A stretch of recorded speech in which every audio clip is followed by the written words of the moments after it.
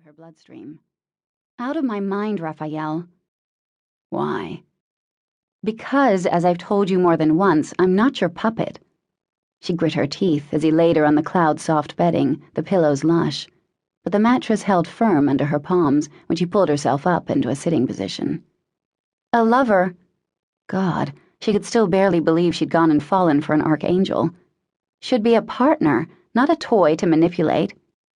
Cobalt eyes in a face that turned humans into slaves, that sweep of night-dark hair framing a face of perfect grace, and more than a little cruelty.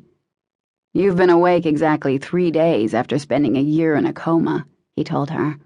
I've lived for more than 1,000 years. You're no more my equal now than you were before I made you immortal. Anger was a wall of white noise in her ears. She wanted to shoot him as she'd done once before.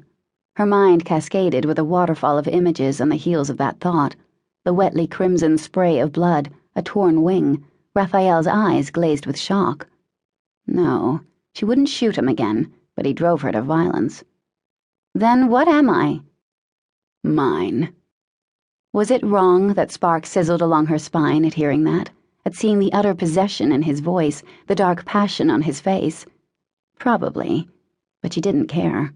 The only thing she cared about was the fact that she was now tied to an archangel who thought the ground rules had changed. Yes, she agreed. My heart is yours. A flash of satisfaction in his eyes. But nothing else. She locked gazes with him, refusing to back down. So I'm a baby immortal. Fine, but I'm also still a hunter. One good enough that you hired me. Annoyance replaced the passion. You're an angel. With magic angel money? Money is no object. Of course not. You're richer than Midas himself, she muttered. But I'm not going to be your little chew toy. Chew toy? A gleam of amusement. She ignored him. Sarah says I can walk back into the job any time I want. Your loyalty to the angels now overwhelms your loyalty to the Hunters Guild.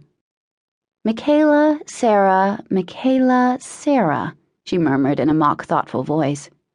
Bitch goddess angel versus my best friend. Gee, which side do you think I'll choose?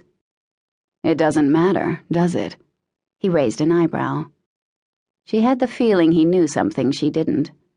Why not? You can't put any of your plans in action until you can fly. That shut her up. Glaring at him, she slumped back against the pillows, her wings spread out on the sheets in a slow sweep of midnight, shading to indigo and darkest blue, before falling into dawn, and finally, a brilliant white gold. Her attempt at a sulk lasted approximately 2 seconds. Elena and sulking had never gone well together. Even Geoffrey Deveraux, who despised everything about his abomination of a daughter, had been unable to lay that sin at her feet. Then teach me, she said, straightening. I'm ready. The ache to fly was a fist in her throat, a ravaging need in her soul. Raphael's expression didn't change. You can't even walk to the balcony without help. You're weaker than the fledglings. She'd seen the smaller wings, smaller bodies, watched over by bigger ones. Not many, but enough. The refuge, she asked, is it a place of safety for your young? It's everything we need it to be. Those eyes of purest sin shifted toward the door. Dmitri comes. She sucked in a breath as she felt the temptation of Dmitri's scent wrap around her in a glide of fur and sex and wanton indulgence. Unfortunately, she hadn't gained immunity to that particular vampiric trick with her transformation. The flip side was also true. One thing you can't argue with, I can still track vampires by scent. And that made her hunter born. You have the potential to be of real use to us, Elena. She wondered if Raphael even knew how arrogant he sounded. She didn't think so. Being invincible for more years than she could imagine had made that arrogance part of his nature. But no, she thought, he could be hurt. When hell broke and an angel of blood tried to destroy New York, Raphael had chosen to die with Elena, rather than abandon her broken body on that ledge high above Manhattan. Her memories were cloudy, but she remembered shredded wings, a bleeding face, hands that had held her protectively as they descended to the adamantine hardness of the city streets below. Her heart clenched. Tell me something, Raphael. He was already